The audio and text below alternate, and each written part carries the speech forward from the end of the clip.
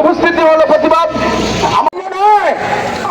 নাঙ্গলকোট উপজেলা আহ্বায়ক কমিটির সংগ্রামী আহ্বায়ক নজির আহমদ নেতৃত্বে আপনারা যারা বিভিন্ন ইউনিয়ন থেকে আজকের এই বিক্ষোভ মিছিলে তারেক রহমান, দেশনেত্রী বেগম খালেদা জিয়া, বাংলাদেশ জাতীয়তাবাদী দলকে যারা অপমানিত করেছে তাদের দেশ নজির আহমদ ভূঁইয়ারটাকে আপনারা সাড়া দিয়ে আজকের যে বিক্ষোভ মিছিলে অংশগ্রহণ করেছেন, পুনরালোচনা যারা করবে আওয়ামী বাকশালীদের এই ছেলেদের হাত আমরা ব্যাগে গুঁড়ে গুঁড়ে করে দিব। ওই রাজপথের কোন নেতা আছে? এই কর্মীদের কোন নেতা আছে? আন্দোলনের প্রতিবাদ বিক্ষোভ মিছিলের সম্মানিত অতিথিবৃন্দ এখানে এসেছেন, বিভিন্ন স্তরের নেতৃবৃন্দ এবং আমাদের নাঙ্গলকোট পৌরসভা এবং নাঙ্গলকোট উপজেলার নেতৃবৃন্দ, আসসালামু আলাইকুম। আসলে আজকে আমরা এখানে কোনো বক্তব্য দেওয়ার সুযোগ নেই, এই জন্য আমি আমার বিভিন্ন স্তরের নেতৃবৃন্দের কাছে আমি ক্ষমা চাচ্ছি যারা বক্তৃতা দিতে পারেন নাই। আমাদের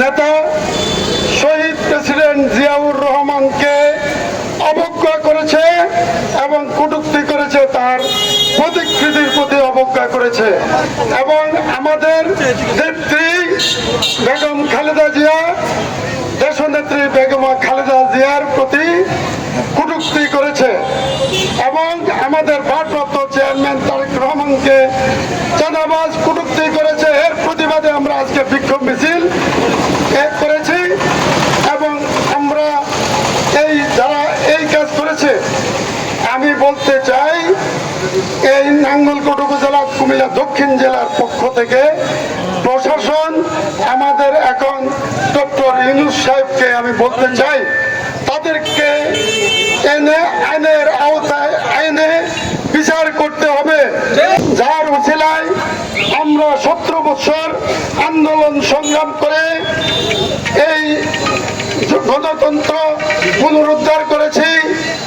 24 জুলাইয়ের বিপ্লব আমরা করেছি এবং সফল হয়েছে। আমাদের ছাত্র নেতা এনসিপি এবং অন্যান্য নেতৃবৃন্দ, বৈষম্য বিরোধী নেতৃবৃন্দ আমাদের সাথে যারা পার্টিসিপেট করেছেন, প্রত্যেক নেতৃবৃন্দ এবং প্রত্যেক দলকে আমরা বিএনপির পক্ষ থেকে, নাঙ্গলকোট উপজেলার পক্ষ থেকে, কুমিল্লা দক্ষিণ উপজেলার পক্ষ থেকে ধন্যবাদ জ্ঞাপন করছি। হাসিনা সরকার, স্বৈরাচারী সরকার এই দেশ থেকে চলে গেছে, তার প্রেতাত্মা এখনো রয়ে গেছে।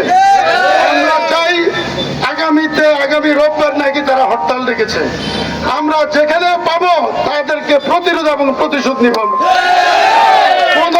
এই দেশে আগামী 50 বছর যাবৎ যাতে কোনো আওয়ামী লীগের এই দুঃশাসন স্বৈরশাসক ফ্যাসিস্ট হাসিনা যাতে এই দেশে আসতে না পারে, আমাদের বর্তমান সরকার ওনাকে আমরা অনুরোধ করি যথাসময়ে আপনি এই আমাদের গণতন্ত্রকামী বাংলাদেশের জনগণকে আপনার ভোটের অধিকার, ভাতের অধিকার দিয়ে আপনি এখানে সম্মানের সহিত চলে যান, সে আরো সংস্কার করবে।